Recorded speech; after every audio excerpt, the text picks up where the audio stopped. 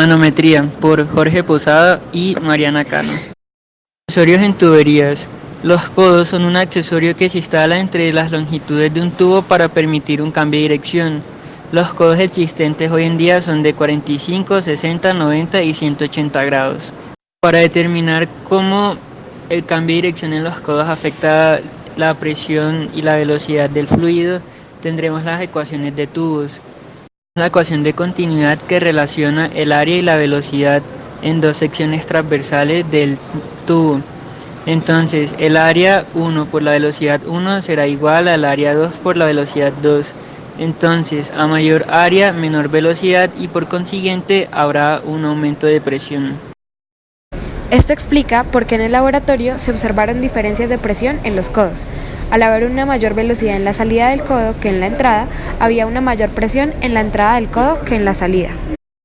Ahora tendremos la ecuación de Bernoulli, que relaciona la presión, la velocidad y la altura. Esta nos permite determinar las diferentes velocidades que experimenta el fluido a través de diferentes secciones del tubo.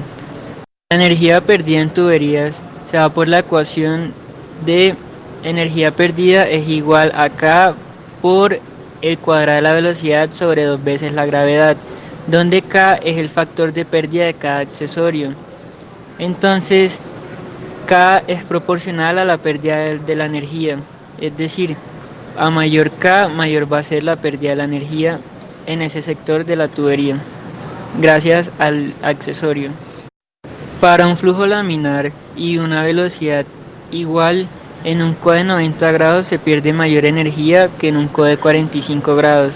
Esto se debe a que la constante K del codo de 90 grados es 30, mientras que la del codo de 45 grados es solo 16.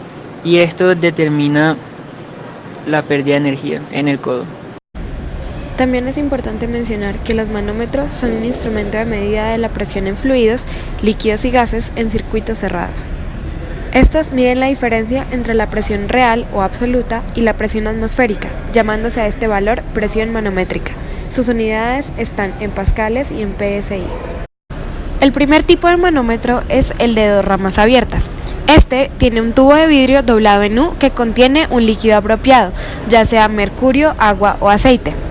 Una de las ramas del tubo está abierta a la atmósfera y la otra está conectada con el depósito que contiene el fluido cuya presión se desea medir.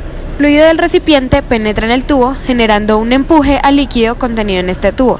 La presión del fluido es fácil medirla calculando el valor H y aplicando la fórmula de Bernoulli. Allí se tiene que la presión absoluta es igual a la presión atmosférica más la presión manométrica menos una densidad del fluido contenido en el depósito multiplicado por la gravedad y la distancia D. La densidad de dicho fluido es muy inferior a la del líquido manométrico. En la mayoría de los casos se puede despreciar el término y simplemente se tiene que la presión absoluta es igual a la presión atmosférica más la manométrica.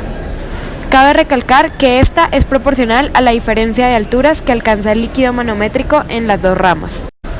En segundo lugar, tenemos el manómetro truncado. Este no es un auténtico manómetro, ya que mide presiones absolutas y no manométricas. El funcionamiento es igual al manómetro de vidrio en U, solo que la rama que está abierta a la atmósfera, en este caso, está cerrada. Cabe recalcar que este sirve para medir pequeñas presiones gaseosas hasta de 1 torr. Finalmente tenemos el manómetro de Bourdon, que es el más común de los manómetros y consiste en un tubo cerrado por uno de sus extremos, aplanado y enrollado en espiral. El otro extremo del tubo se conecta al recipiente del fluido al que se quiere medir la presión. El fluido, al ingresar al tubo, genera una fuerza que hace que el tubo se empiece a desenrollar. Este movimiento, al desenrollarse, esto genera que se mueva una aguja, la cual indica qué valor de presión posee el fluido en una escala adecuada. Pero, ¿para qué sirve un manómetro? Este tiene diversas aplicaciones en la industria. Por ejemplo, un manómetro de presión diferencial puede ser útil para detectar un filtro contaminado u obstruido. A medida que el filtro acumula sustancias ajenas, la presión en el tramo anterior del filtro aumenta. El manómetro de presión diferencial mide la presión en este tramo y en el tramo posterior del filtro. En segundo lugar, un manómetro de presión diferencial mide la diferencia entre la presión de gas y la presión total para indicar el nivel del líquido. Estos se utilizan en pozos de extracción y de inyección para medir la diferencia entre la presión del depósito y la presión del fondo, o entre la presión de inyección y la presión promedio del yacimiento de crudo.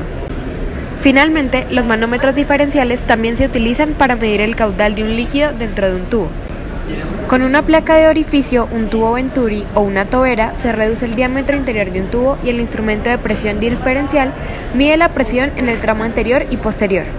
Esta caída de presión, provocada por el orificio de obstrucción, lo convierte en un indicador de caudal. Estos manómetros también tienen aplicaciones en ingeniería biomédica, por ejemplo, el manómetro de gases medicinales.